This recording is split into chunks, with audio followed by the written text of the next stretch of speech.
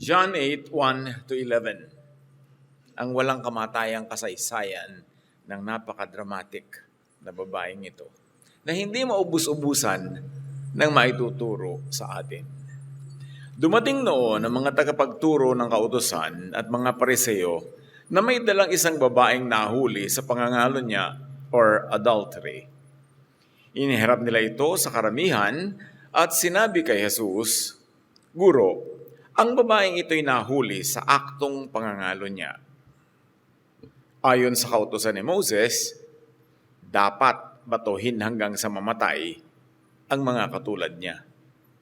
Ano naman ang masasabi ninyo?" Itinanong nila ito upang subukin siya at nang may maiparatang sila laban sa kanya. Ngunit yumuko lamang si Jesus at sumulat sa lupa sa pamamagitan ng daliri. Patuloy sila sa pagtatanong kaya tumayo si Jesus at nagsalita. Ang sino man sa inyo na walang kasalanan ang siyang maunang bumato sa kanya. At muli siyang yumuko at sumulat sa lupa. Nang marinig nila yon, sila'y isa-isang umalis, simula sa pinakamatanda. Iniwan nila ang babaeng nakatayo sa harap ni Jesus. Tumayo si Jesus at tinanong ang babae, "Nasaan sila? Wala na bang humahatol sa'yo?" "Wala po, Ginoo." Sagot ng babae. Sinabi ni Jesus, "Hindi rin kita hahatulan. Umuwi ka na at mula ngayon ay huwag ka nang gumawa ng kasalanan." Ang bato. Panginoon, salamat po dahil maaari kaming makakuha ng napakaraming lesson mula sa iisang kasaysayan. Kung titingnan namin sa napakaraming anggulo ay hindi kayo mauubusan ng maituturo sa amin. Binubuksan po namin ang aming puso at isip para sa mga katuroang magiging epektibo sa aming pang-araw-araw na pamumuhay. Kayo po, Ama, ang maging tagapangaral, tagapagturo, liwanag, gabay, at tagapagpagaling sa aming mga karamdamang espiritual at emosyonal. Kayo po ang mangusap, hinihiling namin ang lahat ng ito sa ngalan ng iyong anak na si Jesus. John 8:4-5, they said to Jesus, "Teacher, this woman was caught in the act of adultery, and in the law of Moses commanded us to stone such women. Now, what do you say?"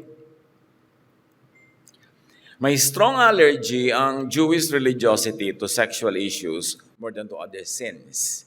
Samantalang dapat sana ay ayaw mo ng lahat ng uri ng kasalanan, pero napaka-special ng panggigigil ng Jewish religiosity sa mga tinatawag nilang kasalanan na may kinalaman sa sexuality or sexual behavior. Now, this crowd, armed with moral certainty and stones to back it up, they quoted scripture, appealed to Moses, invoked holiness, and framed their violence as justice. May mga likas sila na kagustuhang manakit at yan ay pinapaliwanag ng psychology.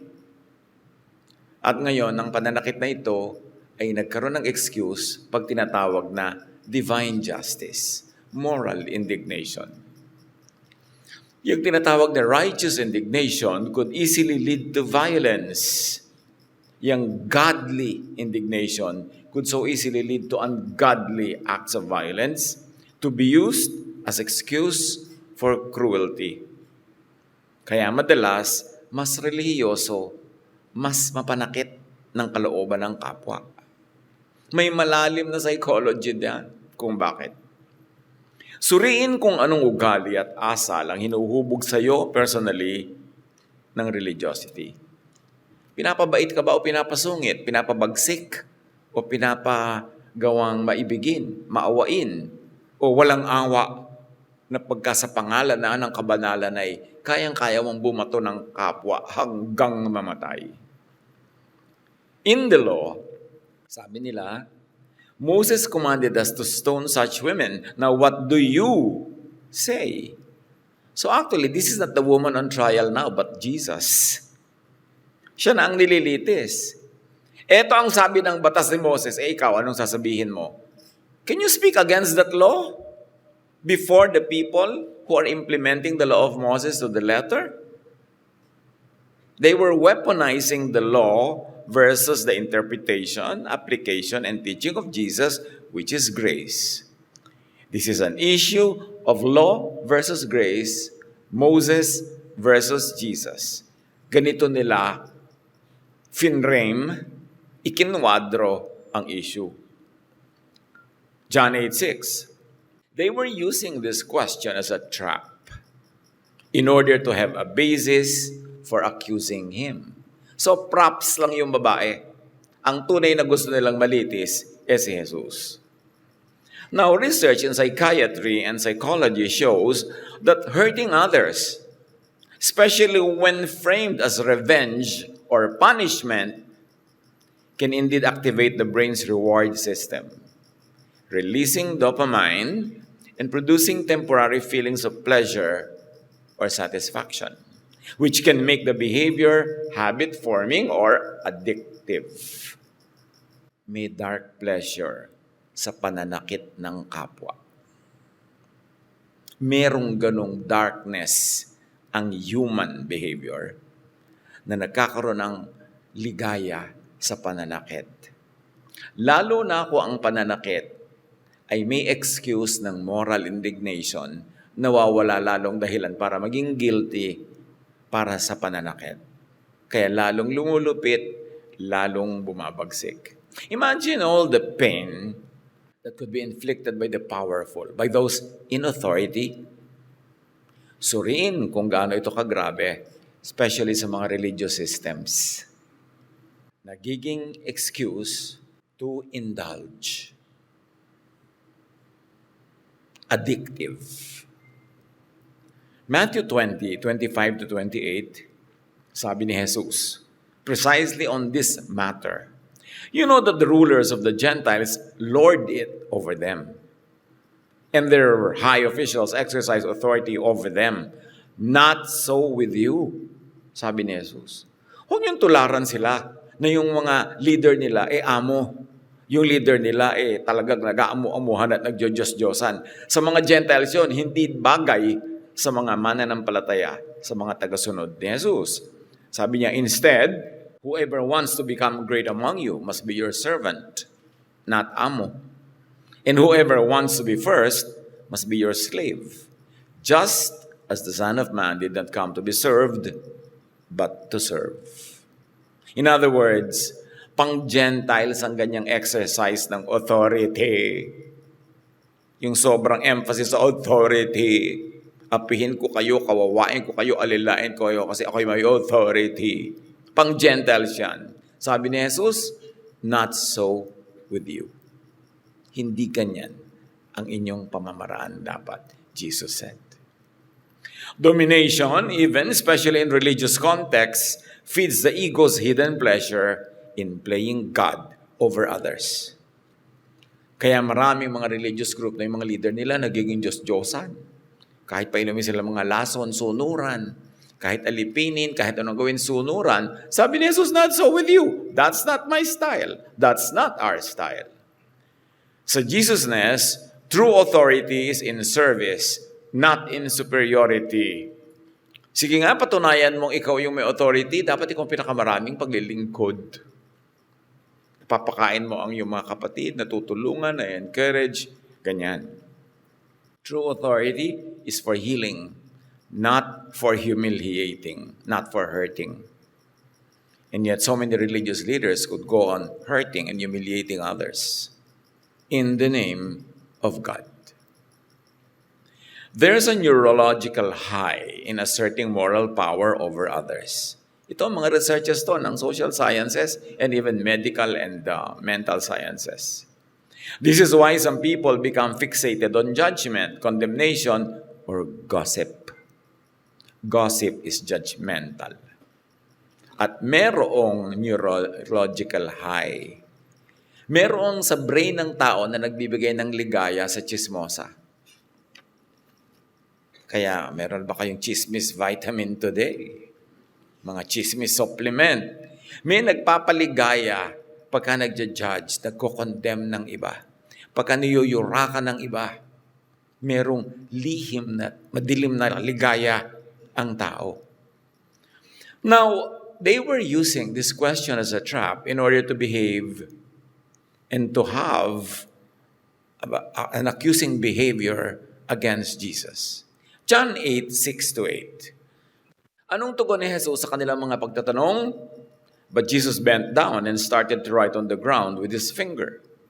Alikabok ito na pwedeng sulatan ng daliri. When they kept on questioning him, he straightened up and said to them, "Let any one of you who is without sin be the first to throw a stone at her." O, yung walang kasalanan, maunang bumato. Siyempre, pagka walang mauuna, di walang susunod. Again, he stooped down and wrote on the ground. From the writing on hard stone, which the Israelites were used to, the writing is now etched on soft ground, on dust, by the very finger of the Son of the Most High. Once upon a time, may mga nag-uka sa bato at nagsulat at nag-chisel talaga ng mga kanyang kasulatan sa bato. But this time, the Son of the Most High, with his own finger, writes on dust, not on hard, unmoving stone. Ang ganda nung imagery pag tinignan natin yung contrast. Yung bato, hindi napapalitan ang tigas doon. Yung alikabok, nahihipan ng hangin, napapalitan, nabubura. You can imagine what this poetic picture is trying to tell us about what Jesus was doing to the immovable law carved in stone. He is now writing on dust. Colossians 1:15, the Son is the image of the invisible God. Jesus perfectly reveals the unseen nature of God, making the invisible visible through His life, His love, and character. Ipinadala ng kataas-taasan si Jesus upang ipakita ang tunay na imahen ng Ama sa langit. Kaya sabi, nobody has seen God except Him. So siya lang ang pwede magpakilala ng totoong larawan ng Ama sa langit. John 1:18, no one has ever seen God but the one and only Son, who is Himself God and is in closest relationship with the Father, has made Him known. Siya na pinakamalapit sa dibdib ng Ama, ang siya ngayon nagpapakilala ng tunay na kalooban ng Ama, ng tunay niyang mga kautusan at tunay niyang kagustuhan para sa mga tao, lalong-lalo dun sa mga nagkakasala, nagkakamali. Jesus is the full revelation of the Father's nature. Everything that could be fully known about God's heart, character, and intent is revealed through Jesus Himself. Ganong kahalaga ang ministry ni Jesus. Kung wala namang itutuwid, ba't pa siya darating? Kung wala namang itatama, bakit pa siya darating sa lupa? Merong dapat itama, merong dapat ituwid, kaya siya isinugo. John 14:9, sabi ni Jesus, anyone who has seen me has seen the Father. What Jesus writes and rewrites with His own hand will change, reverse the minds and hearts of the judgmental crowd. Napakalaking hiwaga sa marami kung anong isinulat sa alikabok. Kasi yung isinulat sa alikabok ang nagpabago ng isip at puso ng mga gustong mambato. May nabasa sila doon. May nakita sila, may naunawa sila. Na dapat natin ngayong imaginein. But we are not totally bereft of anything solid to hold on to. Kasi yung mga teachings ni Jesus, they could have framed the essence of what He was writing on the dust. Basta ang mahalaga, nung makita nila ang sinusulat ni Jesus sa alikabok, binitawan nila ang kanilang mga bato. Nawalan sila ng lakas ng loob na umusig ng kapwa. What did Jesus write or rewrite on dust? May mga pahimakas na niyan kahit noong unang panahon. Kung ano magaganap na ngayon ay nagaganap na sa panahon ni Jesus. Jeremiah 31:33, pagdating ng panahon, itatanim ko sa kanilang kalooban ng aking kautusan, isusulat ko ito sa kanilang mga puso. Hindi sa bato, sa puso. Ang kautusan ay ilalagay sa puso, isip, katwiran at bait, diwa ng tao. Sa loob, sa kalooban, hindi sa labas, hindi sa letra na nakauka kung saan-saan, kundi nakakintal sa pusong maibigin, sa pusong kumikilala sa kabutihan ng kataas-taasan. Ang kautusan ay gagawing internal, spiritual, hindi external, bookish, coldly legalistic. Na masunod lang ay kahit maging malupit na sa kapwa. Ezekiel 36:26-27, I will give you a new heart and put a new spirit in you. Pati puso babaguhin at bagong espiritu ang ilalagay. Kung tama na ba, maganda na yung dati, bakit papalitan? Bakit babaguhin? I will remove from you your heart of stone and give you a heart of flesh. Flesh. Hindi ba? Ang flesh ng tao ay galing sa alabok. Kaya sa alabok nagsusulat si Jesus. Ibinabalik ang pagkilala sa pagiging alabok ng tao na siya hindi bato, hindi matigas, hindi unfeeling, hindi immovable. Pabubutihin, pababaitin ang tao na pinatigas ang puso ng legalistic religiosity. Ministry ni Jesus. The heart of flesh is inner responsiveness, replacing moral rigidity. The law is now inscribed in living, feeling human hearts, not only on cold stone. Jesus writes and rewrites on dust, on the stuff humans are made of. Psalm 103:14, for he knows how we are formed, he remembers we are dust. Yun ang napakagandang image ng dust na pinagsusulatan ni Jesus. God's compassion understands human weakness and frailty, treating us with mercy rather than judgment. So mercy dapat ang ibinibigay ng relihiyon, hindi judgment sa kapwa. Habag, hindi pambabato. He said to them, at ito yung nire-recall natin yung binasa na nating kwento, let any one of you who is without sin be the first to throw a stone at her. John 8:9, sa pagpapatuloy, at this, those who heard began to go away one at a time, the older ones first, until only Jesus was left with the woman still standing there.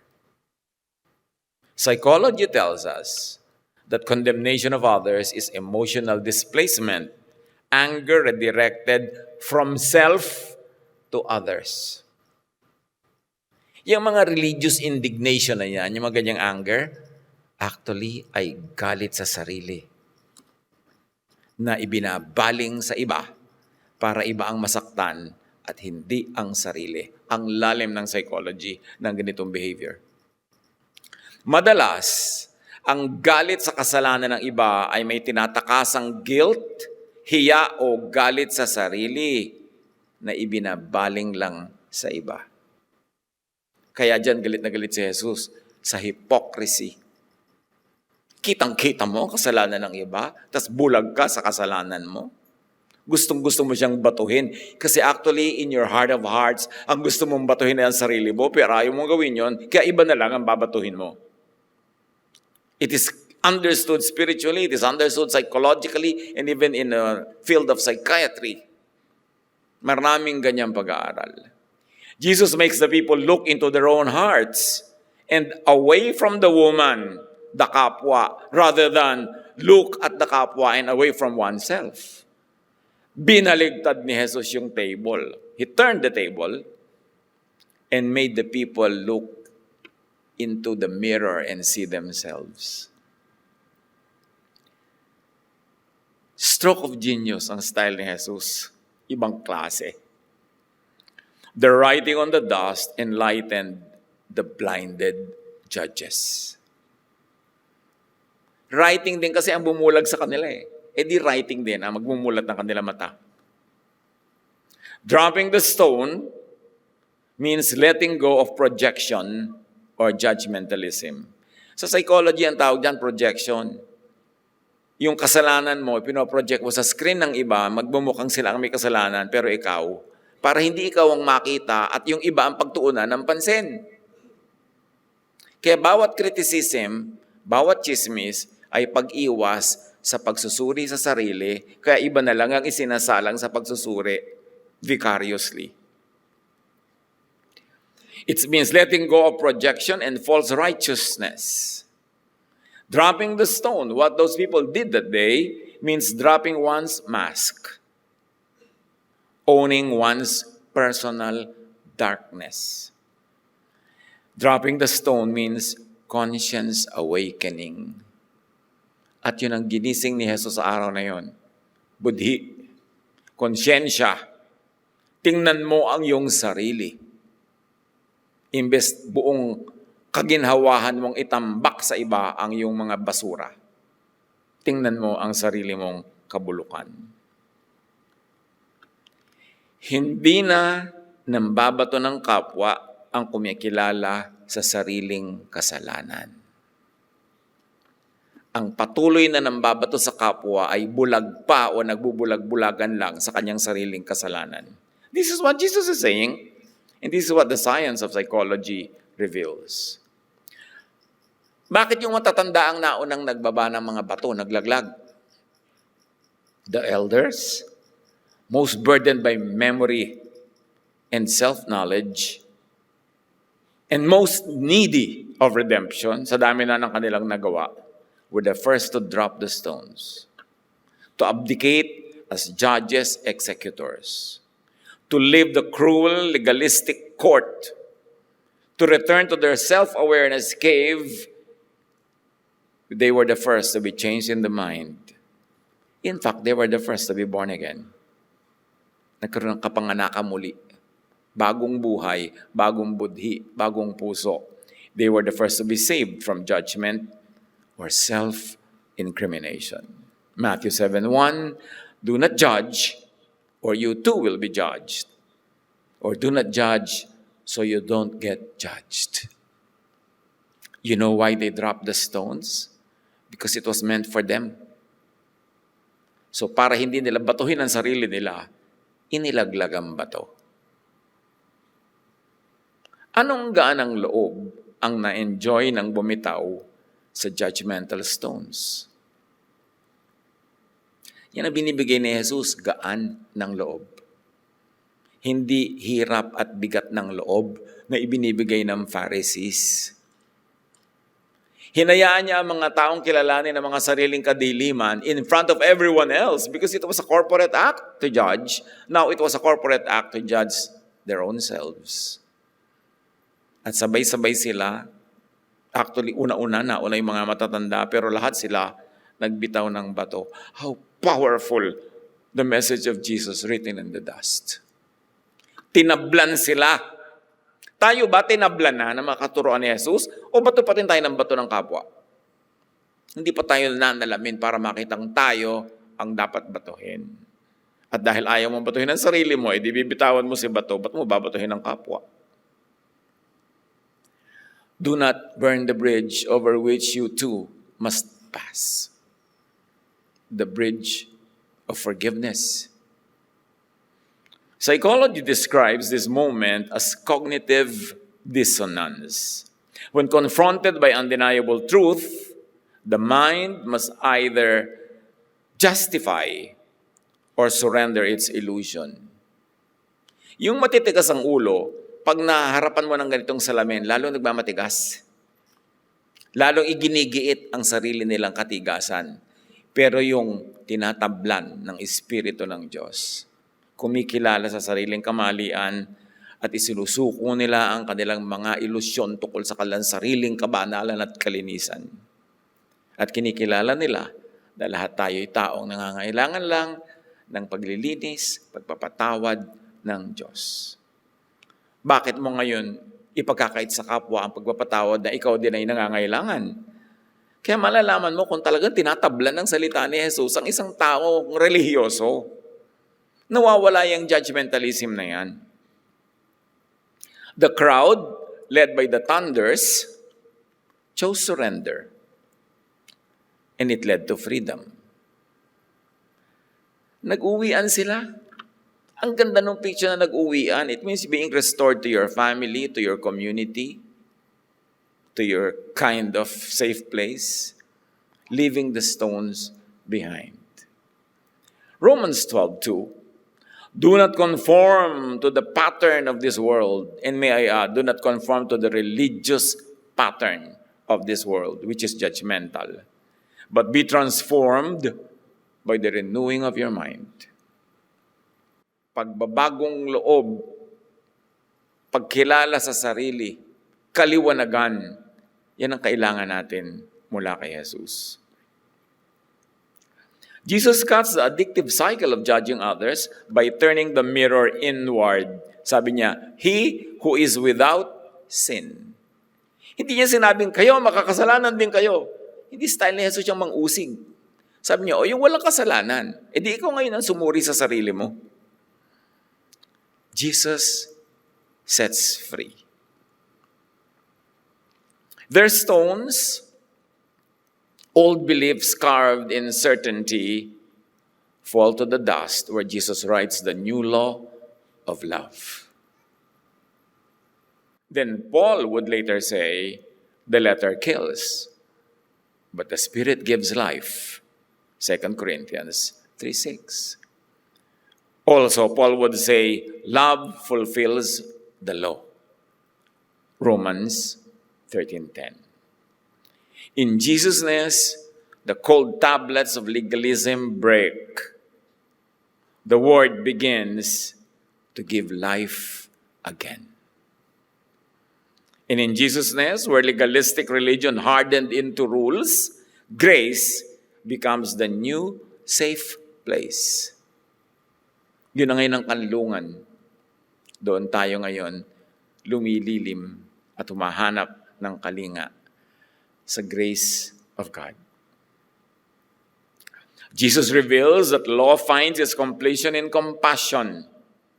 That truth without tenderness turns into stone. Stones that must be falling on the ground. But new wine could not fit into old wineskins. The Pharisees, hardened in and hardened by their doctrines, could not understand Jesus or Jesusness. Pharisees could not understand Jesusness. Because to them, every act of healing looked to them like breaking of the law. Every act of healing looked to them like threatening and disruptive. Suspicious sila sa anumang nagpapalaya, anumang maibigin, dahil luluwag ang mahigpit nilang kapit sa leeg ng mga tao. Safer under legalistic structures because their high position and authority over others is secure. Pharisees don't like grace kasi nawawalan sila ng kapangyarihan na magparusa.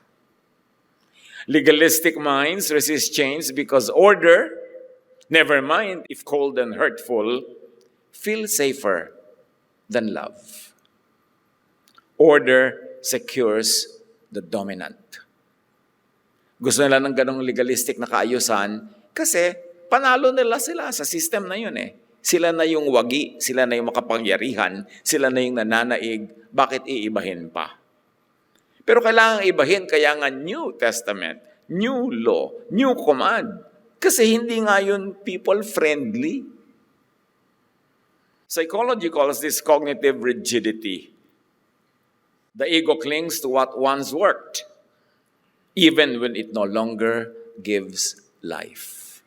ipagpipilitan, tradisyon. Kailangan sundin dahil yan na ang nakagawian. When old stones of self-righteousness, legalistic religiosity, and cold doctrine fell that day, the new commandment of love rose from the ground. Love one another, yes, your fellow sinners, as I have loved you. Condemnation of others collapsed under the Jesus examination. Self-recognition collapsed under kaliwanagan. This is what happened. The trial was less about the woman's adultery, but more about the crowd's self-righteous projection, their hidden participation in the very sin they hated. The sin that people hate the most could be the very sin they repress and commit privately.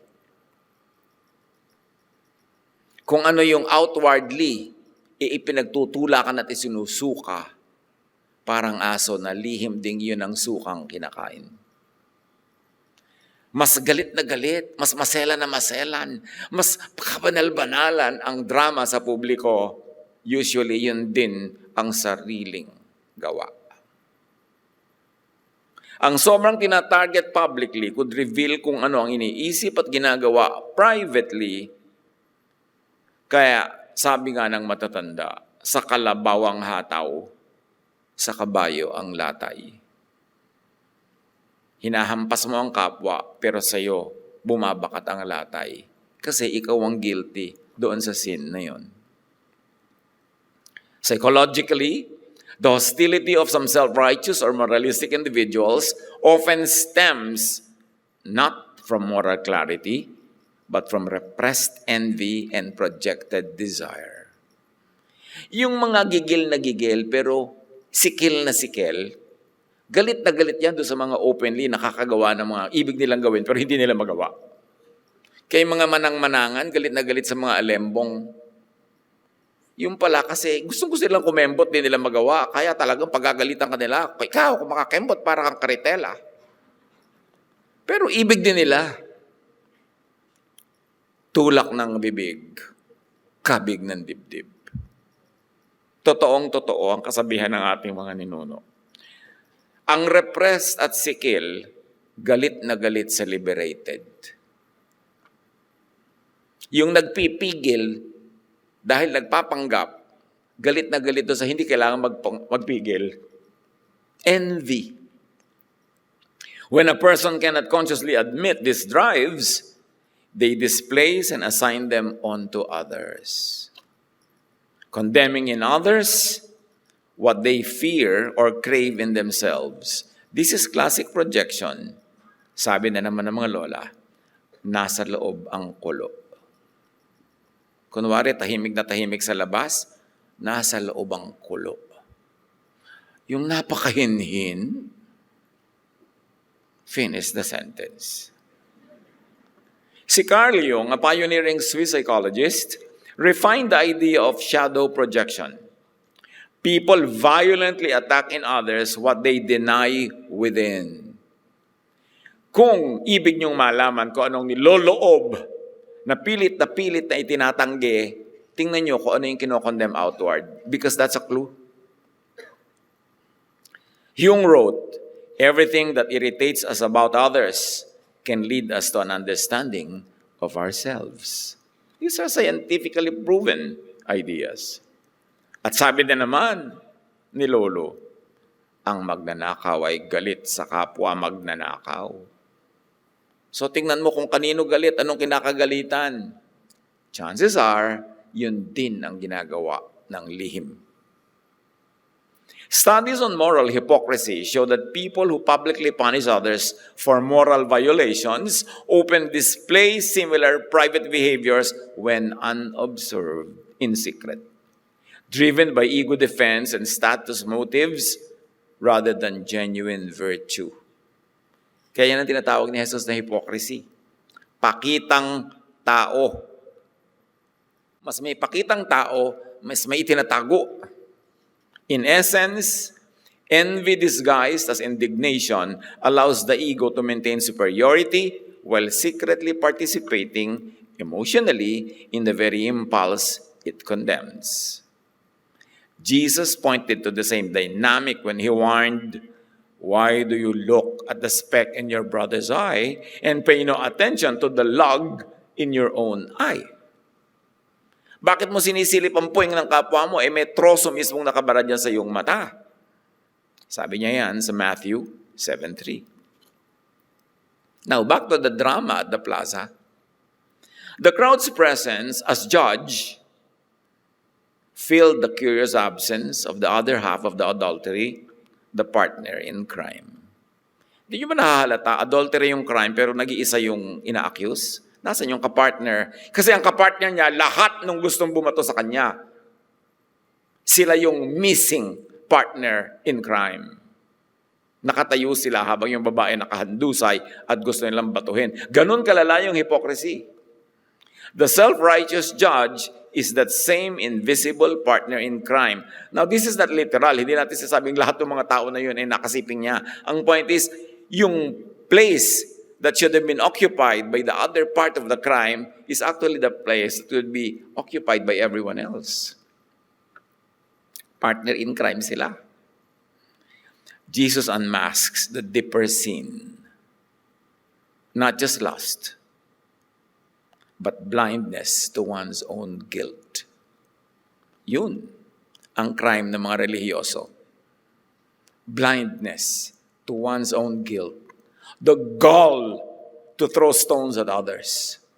Yung tibay ng sikmura at kapal ng mukha na mambato ng kapwa. Samantalang alam naman sa kaloob-looban at kaibuturan ng puso, siya ay marumi din. Pwedeng iba lang ng uri ng karumihan, pero dumi pa rin. Pwedeng hindi adultery, pero pwedeng pride. Pwedeng stealing, pero pwedeng kung ano-ano pa. Pero ganun pa rin yun. Napaka-dramatic. Jesus unmasks the deeper sin, not just lust, but absence on the bench of the accused. Yung mga taong yun, dapat nandun sila accused, nakahandusay din, pero absent sila on the bench of the accused, and they have the gall to give their presence on the bench of the judge. Can you imagine the same guilty people absent from the bench of the accused and present on the bench of the judge? Ganon kabaligtad, ganon kaliko, ganon kabaluktot ang nangyari sa religiosity ng mga tao. Ipinakita ni Jesus ang mas mabigat na kasalanan, ang pagkabulag sa sariling sala. Ito ang kaso ng nawawalang nasa sakdal. Ang dapat sana'y nasa lugar ng inaakusahan ay siya ngayong nakaluklok sa upuan ng hukom, naghahatol sa kasalanang siya man ay at siya man ang may pananagutan. Kahit pa nga minsan-minsan ay ibang format ang kasalanan, kasalanan pa rin. Saan humuhugot ng lakas ng loob na maupo bilang hukom samantalang dapat doon ka nakaupo sa upuan ng nasa sakdal? Sobrang hypocrisy. Jesus redirects the gaze from the sinner outside to the sinner within. The act of condemning the kapwa becomes exposure of the self. Healing begins when awareness turns inward. When judgment of the kapwa gives way to self-examination and self-judgment, then and only then can healing begin. Pag nilanggas mo na ang sarili mong sugat, pag tinanggal mo na ang takip na nagkukublisan ni nanana mong sugat, doon ka pala magsisimulang madisinfect at gumaling. Pero habang tinataksan mo ang mga sariling kabulukan at dinudot mo ang mga sugat ng iba, hinding-hindi ka gagaling. Matthew 7:3, why do you look at the speck of sawdust in your brother's eye and pay no attention to the plank in your own eye? Jesus asks. Carl Jung says this, understanding one's inner darkness is essential to true wholeness. Dapat mo mag-self-denial. At dapat tayo hindi judgmental to the point of driving people underground. Na sa halip na tulungan natin ang mga taong linisin ang kanilang mga sugat, ay ine-encourage silang itago ito, takpan, dahil uusigin natin sila. Hindi ganun ang pagtulong sa kapwa. Moral superiority often arises from repressed guilt, from actual inferiority. Mas morally superior ang drama, mas may itinatagong baho. Condemnation is denial in disguise, a spiritual defense against self-awareness. Condemnation of others is substitute to self-confession, a poor substitute. Kaya nga, sino ka mang humahatol sa iba, wala kang maidadahilan sapagkat sa paghatol mo sa iba, hinahatulan mo rin ang iyong sarili dahil ikaw na humahatol ay gumagawa rin ng ganun. The Pharisees' need to accuse was really a need to avoid inner confession, admission, and responsibility. When people cannot face their own private immorality, they distract with public morality and religiosity. Kung ano ang kulang sa loob, buong pusong pinagtatakpan sa labas. Mas hungkag ang kalooban, mas maingay sa labas. The empty can strikes loud. Matthew 23:25, kahabag-habag kayo, mga tagapagturo ng kautusan at mga pariseyo, mga mapagkunwari. Nililinis niyo ang labas ng tasa at pinggan, ngunit ang mga yun ay puno ng kasakiman at pagiging makasarili. Diyan kayo magaling sa paglilinis ng labas, pero marumi sa loob. Mas malicious, mas mapagbintang, mas madidirihin sa kasalanan, mas moralista, mas intolerant, madalas, hindi naman lagi, madalas lang, ay mas guilty of exactly the same sin. Jesus replaces condemnation with illumination. Yung panghatol sa kapwa ay pinalitan niya ng kaliwanagan sa sarili. Instead of returning accusation, hindi naman niya inaccuse yung mga tao, Jesus brings self-consciousness. Sabi niya, yung walang kasalanan, bumato na. So, magiging conscious ka ngayon sa sarili mo. His light exposes, yes, without humiliating. The Jesus light corrects without crushing.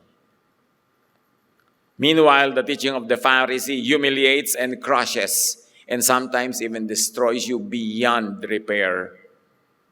Pag dumaan ka sa disiplina nila, nakakabasag, nakakadurog, nakakasira, hindi nakakabuo. John 12:46, I have come into the world as light, so that no one who believes in me should stay in darkness. Now, yung darkness na yon should not stay in misunderstanding of others and of self. Should not stay in hiding. Akala ng iba, nobody should stay in darkness. Ibig sabihin, magiging perfect ka na, wala ka ng sin. Unachievable naman yon. It's a very tall order. When Jesus says, those who believe in me should not stay in darkness, He's saying, should not stay in hiding. May sakit ka, pumunta ka sa ospital, huwag mong itago ang sakit mo. Maggagamutan tayo, magtutulungan tayo. You should not stay in darkness, nursing and licking your own wounds in the dark. But the community of believers must help one another by giving a safe climate, a safe place where people can expose their wounds and seek healing. 1 John 1:7, if we walk in the light, as He is in the light, we have fellowship with one another, and the blood of Jesus purifies us from all sin. Walking in light includes ongoing purification, not done perfection. Jesus' light doesn't destroy, it reveals. The light of Jesus doesn't shame, it guides. The handling of the Pharisees, shame and destroy. Hindi yun ang style ni Jesus. Jesus' light transforms awareness, bringing truth without humiliation and correction without condemnation. Kita-kita natin doon sa nangyaring example Na-correct pero hindi nang condemn. Na-itama pero hindi na nakit. Hindi nang hiya. Jesus reveals that holiness is not repression but integration. Truth lived in mercy, not in stressful paholiness. Kapagod yung magpaholiness. Mapipilitan ka magpanggap, magkunwari. Only Jesus was left with the woman standing there. John 8:10-11. Jesus straightened up and asked her, "Woman, where are they? Has no one condemned you?" "No one, sir," she said. "Then neither do I condemn you," Jesus declared. "Go now and live your life of sin." Hindi naman kinonsinti ni Jesus. Hindi niya sabi, sige, kahit ano na lang pwede kasi love. Hindi yun. Sabi niya, live your life of sin. Pero hindi niya ipinagdutdutan, you're a sinner ka. Live your life of sin. Umuwi ka na. The goal is transformation, not stoning, not punishment. The goal is pag-uwi, integration, reintegration into family, into community, not exclusion, not cancellation. Which the Pharisees were trying to do. Baligtad na baligtad. Kaya kailangan talagang dumating si Jesus para ituwid dito. Pag ang gumagawa ng baluktot, may authority, nagmumukhang tuwid yung baluktot, ipinakita ni Jesus, baluktot yan. Magtigil kayo dyan. Not so with you. This is not the way. And this is true repentance. It leads to wholeness. Not denial that leads to division. The self-righteous condemn others to avoid confession, admission, and correction of their own sins. Jesus calls to confession to end condemnation of others and of self. Maturity in faith requires seeing one's own shadow with honesty and extending to others the mercy that one needs for himself. Ibinibigay mo yung habag na kailangan mo rin naman para sa iyong sarili. Jesus interiorizes morality, transforming judgment into self-knowledge and self-knowledge into compassion. Ang tunay na kumikilala sa mga sariling kahinaan ay nagiging mahabagin sa kapwa mahihina. Anong bato ang tinatanggap mo, tinitiis mong ipukol sa'yo ng kapwa sinners lang naman? Kasi may authority, nabatuhin ka, nagpapabato ka naman, hindi yan Jesusness. Romans 8:1, kaya nga, wala nang kahatulang parusa sa mga taong nakipag-isa na kay Kristo Jesus. No human religious judgment has binding power over one whose worth and identity are grounded on divine grace. Walang may karapatang mambato sa'yo. Pare-pareho lang na guilty ang lahat. Pare-pareho lang na nangangailangan ng habag. So huwag kang pumayag na batu-batuhin ka. Ano ka? Target.